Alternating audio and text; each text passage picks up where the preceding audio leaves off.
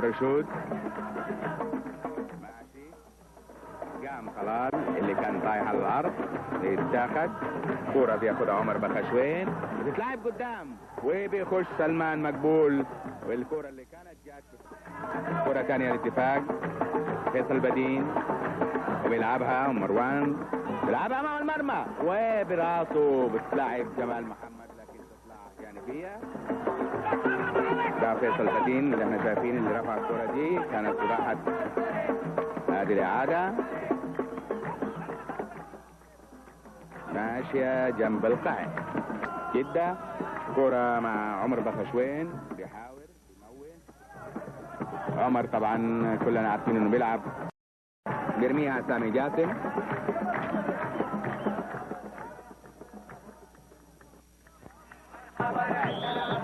بيديها لعمر بخشوين ولكنه في خطأ لصالح عمر. مرر الكرة لمروان الشيحة، مروان الشيحة بيلعب كرة دي عند جمال محمد وترجع مرة ثانية مشان من الاتفاق بينفذ الخطأ طويلة ناحية عمر بخشوين اللي راح من هناك من محل مروان الشيحة وبيحاول، وبرضه عمر بيحاول ومعاه هو وبندر، واخيرا يخش صمدوا عليه يقطعها حمد الدغيم وتتلعب ناحية المرمى بيلعبها عيسى لسامي جاسم لصالح خليفة تاني من بعيد بيجرب وفعلا بيجرب وبشوط قوية وسلمان مقبول كمان بيبعدها ركنية. انا قلت هيجرب لانه شكله كده ما في احد قدامه وفعلا بيشوط قوية وطويل سلمان ويبعدها ركنية. سامي عمر كورة في الهواء برا ثاني وهجمة منسقة من الاتفاق، بيخش جمال محمد وبيخش صمدو وترجع مرة ثانية لعمر بخشوين ويحط رجله فيها، لكن محمد عبد الجواد بيعمل خطأ. الحكم بيقول ارجعوا ورا، وفيصل بدين هم الثلاثة اللي بدأوا الآن. صالح بيلعبها ناحية المرمى بيقطعها براسه صمدوا وترجع مرة ثانية وتتشات ناحية المرمى وتطلع برا، يتشوطها صالح خليفة وتطلع برا، ضربة مرمى لصالح الأهلي. 8 دقائق تمر من بداية الشوط الثاني. دي الشوطة اللي اتلعبت من صالح لكنها راحت بعيدة وطلعت من جنب القائم.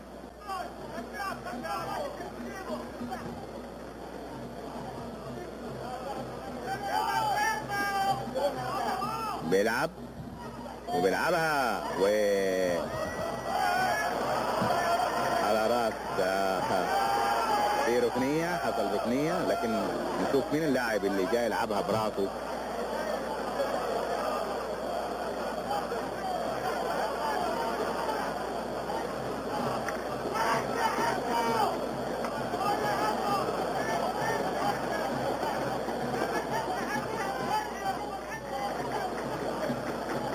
حكم ملمومين هو واللعيبة على اللاعب اللي في الأرض، وفي ركنية لصالح الاتفاق و11 دقيقة تمر وما زالت النتيجة حتى الآن. دي الكرة اللي بيلعبها فيصل بدين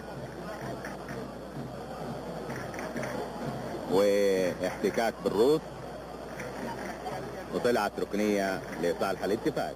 و11 دقيقة قلنا تمر وما زالت النتيجة حتى الآن التعادل بين الأهلي من جدة والاتفاق من الدمام.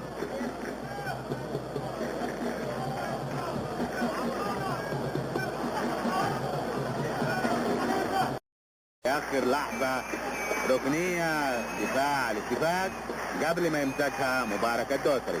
بينزل دعبي عزيز أبو دلي، بينزل محل صالح خليفة، ترجع لبندر، بندر بيحاور بطلال في المرمى وبيمسكها، بيمسكها برافو ابو طلال، برافو مبارك الدوسري. وان كان له فرصه طلال انه هو انكشف بالمرمى، كان ممكن يحطها في اي زاويه، لكن حطها في يد مبارك. شوفوا طلال مكشوف قدامه المرمى الان، ولكن بدل ما يرميها في اي زاويه ارسلها في يد مبارك. سامي جاتو من الاتفاق بيرفع رفعه جميله داخل منطقه الجزاء وعند مروان ويبعدها مشان سلمان على طول ينظف المنطقه اول باول ويرسل كره قدام لاعب في 15 هدف. وتعادل الفريقان في 3 مباريات، وكان اول لقاء بين الفريقين بتاريخ 5/11/85 على كأس جلالة الملك، وانتهى بفوز الاهلي 3-1. وسجل اهداف الاهلي كل من غازي ناصر طه صمدوا، و بترجع مره ثانيه ويحصلها بندر هناك، بياخدها عمر رجعها للخلف،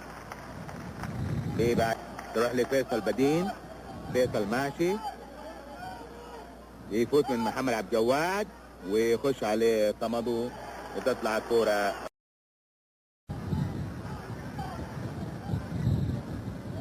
وبيلعب وتصدم في القائم وتطلع برا ضربة مرمى. 7 دقائق تمر من بداية الشوط الثاني الإضافي، تصدم وترجع مرة ثانية للاتفاق، ياخذها بخشوين ويقود هجمة وبتفوت